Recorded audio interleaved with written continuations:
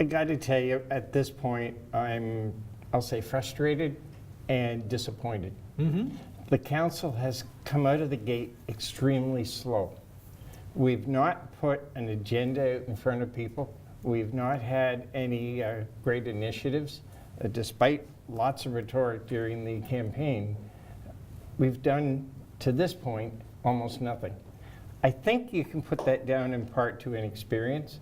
I think you can also put it down in part to the fact that too many members were more interested in undoing what the last council did rather than moving the community ahead.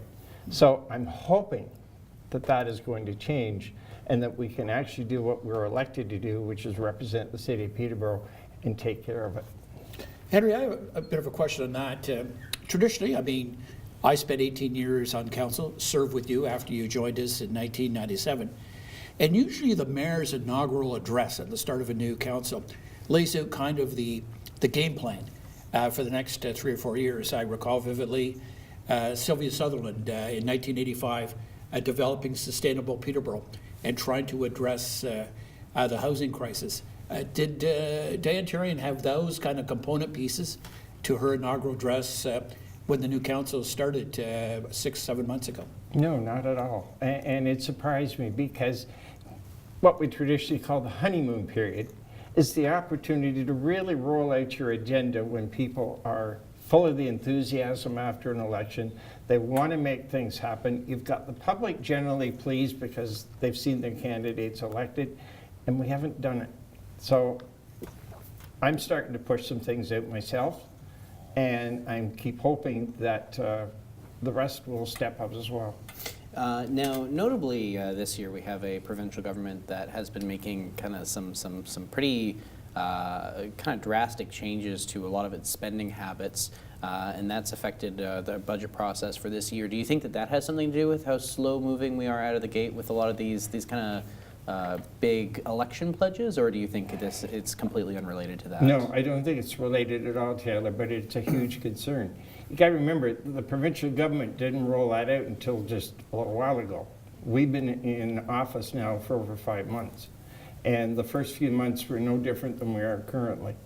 But that budget is going to be a huge concern for the community. There was another announcement today about further cuts. They're looking at increasing the cost to the community on ambulance, increasing the cost on the health unit, if we even get to keep one, or whatever form it's on.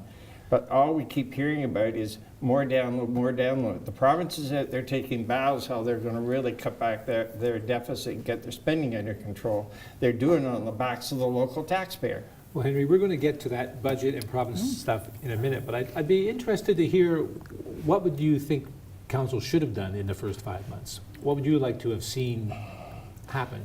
Well, I would have liked to have seen more effort into building cohesion. Now, I don't mean by that everybody has to vote the same. In fact, that's the worst thing you can do. And I give Mayor Therrien kudos for attempting a retreat. It was the closest thing we've done in years.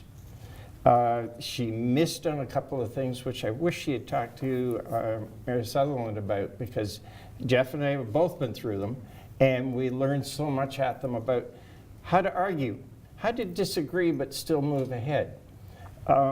What were our priorities? Those discussions have never taken place in any great detail. What did you do at your retreat instead? I'm sorry? What did you do at the retreat? I would have thought, yeah, discussion of priorities would have been the most important topic. They did it more as a briefing from staff than as a discussion about what we wanted to do. And I think we missed the boat. Henry, you made a comment early on that you see the current council undoing a number of things that were accomplished when Daryl Bennett was mayor. Could you just articulate those for us, for the viewing audience? Because I think they'd be interested in hearing that. Sure. We've been looking, as an example, at the Parkway. I hate using the P word, but there it is. And there was huge frustration around the table, I think, on Monday night, because there were a number of people who had campaigned that they would take it out, and they didn't. They couldn't. If you read the report, what it says is that the province has tied our hands for by the time we work through the whole process, 6, 7, maybe 8 years, by having certain restrictions, reports that have to be done, assessments and approvals. So that can't go ahead. There was discussion about reversing PDI. That can't go ahead. That's been made very plain. So those are the two big ones probably. So just in regards to your relationship with Mayor Therrien, now back during the last term of council, I think everyone remembers the discussion of the 6-5. The council was divided in a very specific way.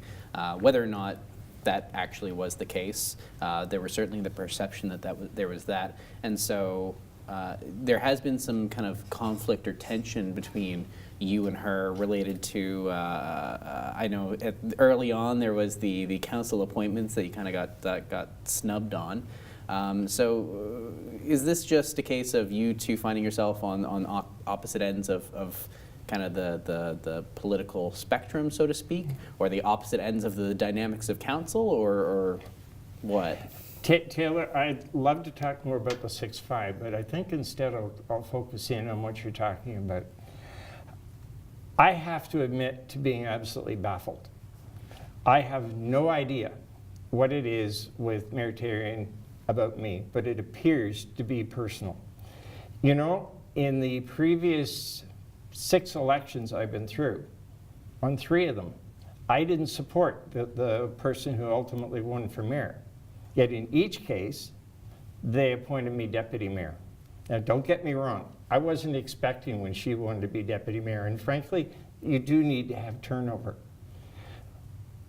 I wasn't even surprised when I wasn't put back to finance. Again, I've been doing it for 12 years. You do need fresh face.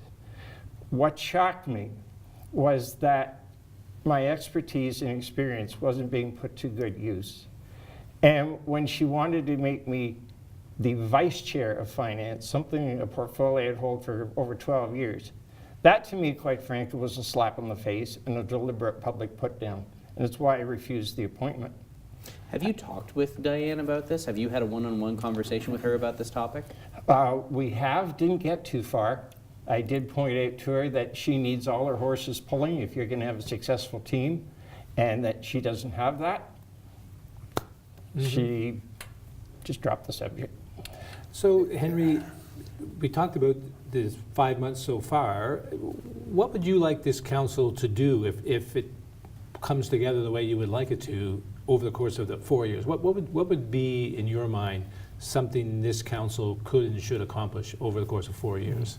Something big. Short term, Jim, it's got to get its act together to work as a team. Again, I reiterate, that doesn't mean everybody agrees. In fact, as Jeff knows very well, and you guys have been watching, you need good disagreement and good debate to come to a solid solution. That, I think, is the first thing.